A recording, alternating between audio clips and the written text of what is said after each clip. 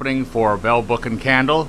We have Tim and Andrew here, and I'd like them to tell you a little bit about their characters in the show and what they found as intriguing about it. Tim, let's start off with you. Sure. I play a book publisher named Shepard Henderson, and very, average guy. I think he has everything figured out, and clearly he doesn't.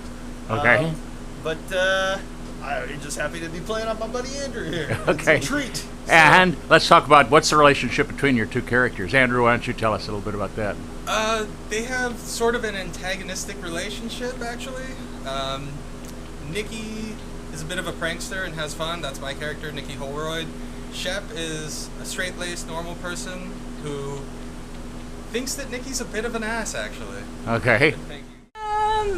I like doing quirky and just a little over-the-top type of stuff, where, I don't know, they're not, they're a little bigger than life, and so this is fun, and that's kind of like that. She's not somebody you would normally run across in your everyday life.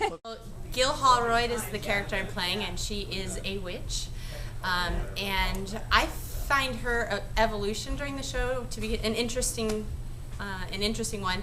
She definitely starts the show very cold and calculating and sort of manipulative. She has power. She has more power than everybody else, and as power does, it kind of corrodes the soul, and I think that leaves her very restless and anxious and looking for real connection, real humanity. Even though she isn't human, she sees it all around her.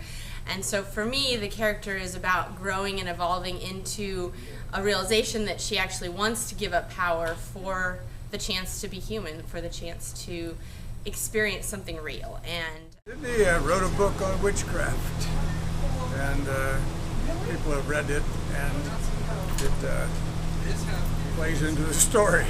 Good. Now, you have previous experience with the show going back quite a few years. Why don't you tell us a little about that?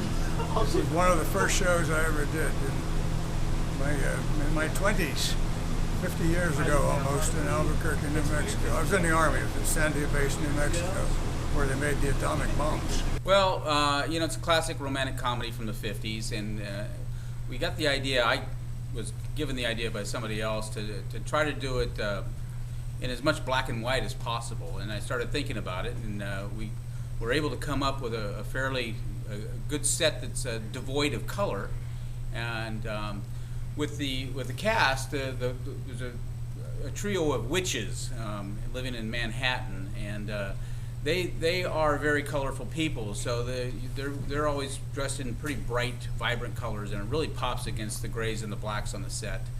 Works really well. There are two mortals in the show, and they're devoid of color in their costumes also. So it's a really nice contrast visually for the audience. Well,